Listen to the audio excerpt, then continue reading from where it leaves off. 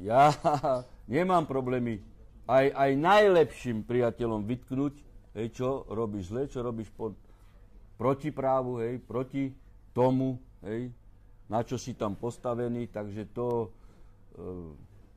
napríklad ja nemôžem tolerovať to, že sa hovorilo v kampani, že nebudeme dodávať zbrane na Ukrajinu. A pán Pellegrini povie, čo povedal. Že ako naše súkromné firmy budú dodávať.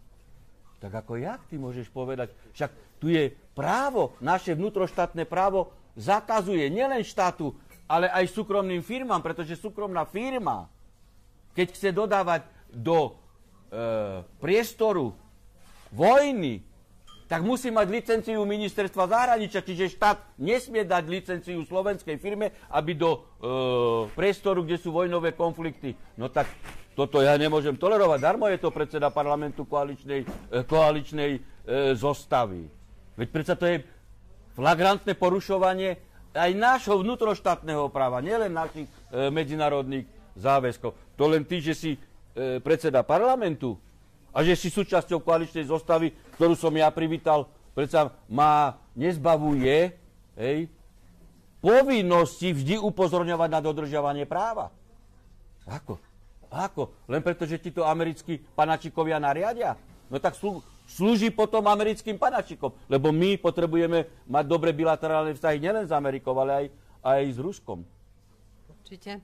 Ja by som sa ešte krátko vrátila k tej nešťastnej pandemickej zmluve. Ako vnímate vyjadrenia teraz čerstve posledné pani ministerky Dolinkovej k tým dodatkom? To je pozitívne, to môžem povedať, že to je dobre urobené.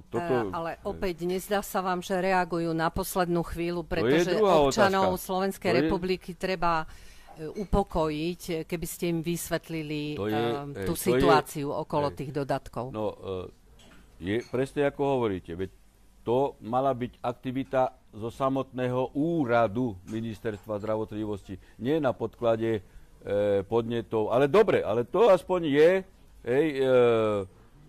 aktívna reakcia na podnety z dola. To znamená, že reagujú na to, čo národ upozorňuje. Ale konečne. Ono to treba povedať aj tak, že viete, títo ministri vstúpili do koaličnej vlády a do aparátov na jednotlivých ministerstvách a oni nie sú vymeniteľní za minútu. Rozumiete? Ten aparát byrokratický, ktorý tam je, čiže to potrebuje určitý čas. Samozrejme, ale také veci si minister musí ustrážiť. Ale hovorím, že nie je to jednoduché a potom je dobre, že reagovala na to, na čo ju upozornili ľudia a čo jej zamlčiaval byrokratický aparát. A je potrebné týchto ultraliberálov povymeniať na všetkých stupňoch. Ja ako som sa stal ministrom spravodlivosti 2006, aj podpredseda vlády. Ja som nebol v tieňových štruktúrach nikde, lebo ja som bol sudca Najvyššieho súdu. 2 dní predtým som bol oslovený, či zoberiem úrad Ministerstva spravodlivosti. U mňa vtedy bola podmienka, že musí byť zrušený špeciálny súd, lebo ináč ako sudca to nepríjmem. No ale toto chcem povedať, že 2 dní predtým som sa dozvedel. A keď som prišiel na úrad, som vedel, že jednoducho s aparátom Lipšicovým a Žitňanské nemôžem robiť. Do týždňa som vymietol všetko.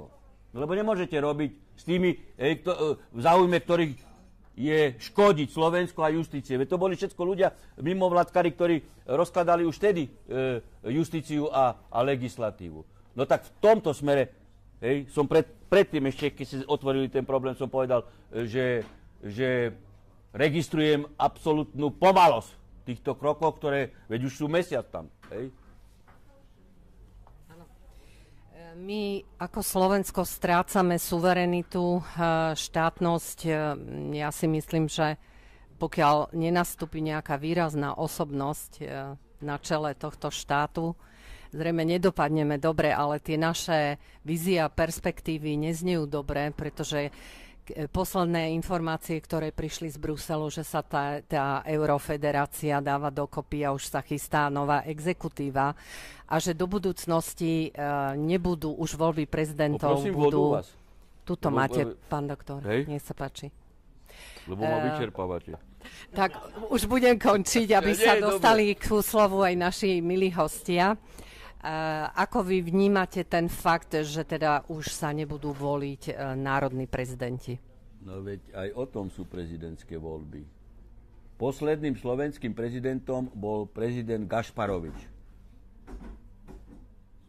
Tí po ňom, čo prišli, nemusím ich ani menovať, to neboli slovenskí prezidenti. Ani nie sú, lebo jedna ešte zotrváva a podvodným spôsobom v úrade. Nie sú. To sú americké figuríny. Probruselská alebo bruselská elita, hej, to je zase proamerická elita, čiže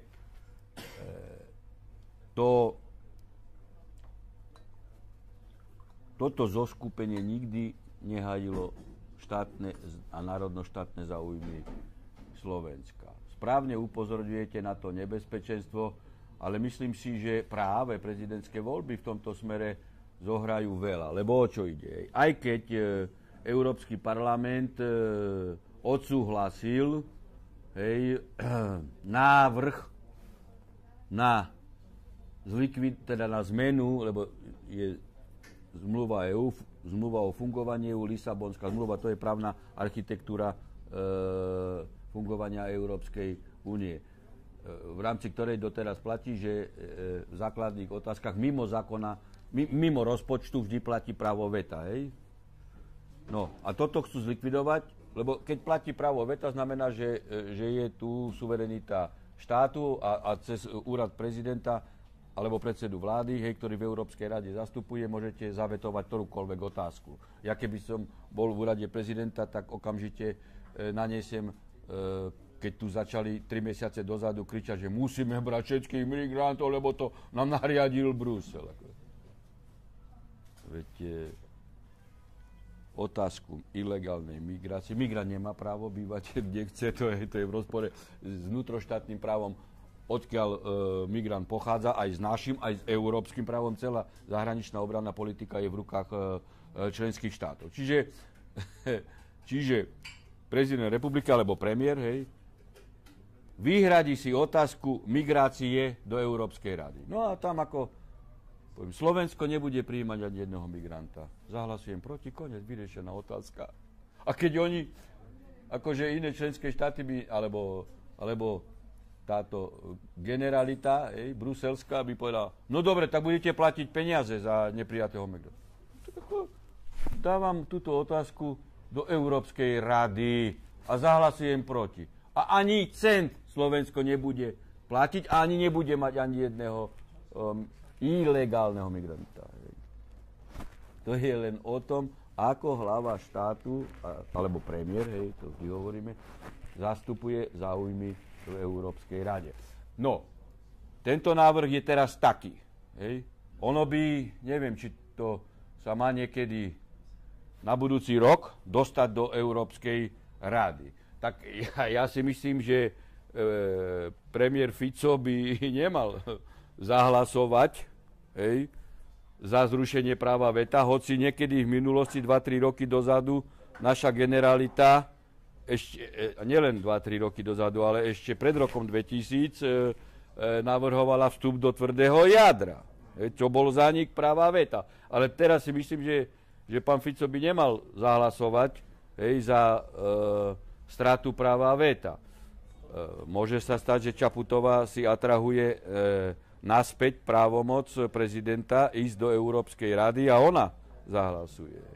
Tak v takom prípade je ohrozená štátnosť, že zanikne Slovenská republika a ju pohltí superštátie alebo súštátie Európskej únie.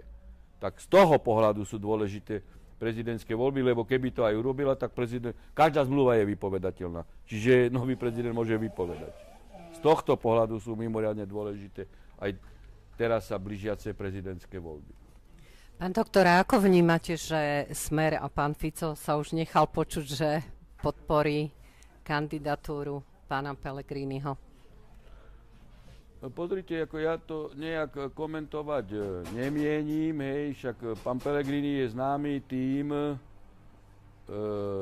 že teda podporuje LGBTI, je známy, že podporuje rozklad rodiny, to je pravda, hej, podporuje dodávky zbraní na Ukrajinu, o Zelenskom povedal, hej, že je to jeho vzor, no tak pokiaľ u našeho politika má byť vzor ukronacistický Zelenský, tak ako ja sa k tomu nejak nechcem vyjadrovať. Ale pre mňa ako toto nie je relevantné, lebo pán Pellegrini nie je národno-vlastenecký kandidát. A ja sa etablujem, aspoň si myslím, že tak ma ľudia určite vnímajú, aj cez môj program, hej, že spadám do platformy národno-vlasteneckej. Čiže pán Pellegrini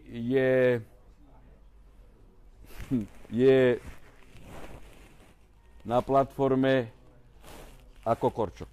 Tak ako niekedy Šefčovič a Čaputová. Vtedy som o nich povedal, že to sú siamské dvojčatá. Takže ja toto ako nemiem komentovať. Pán doktor, ja verím, že naši posluchači, diváci, všetci obyvatelia Slovenskej republiky veľmi citlivo budú vnímať, čo ste všetko povedali. A vaše vyjadrenia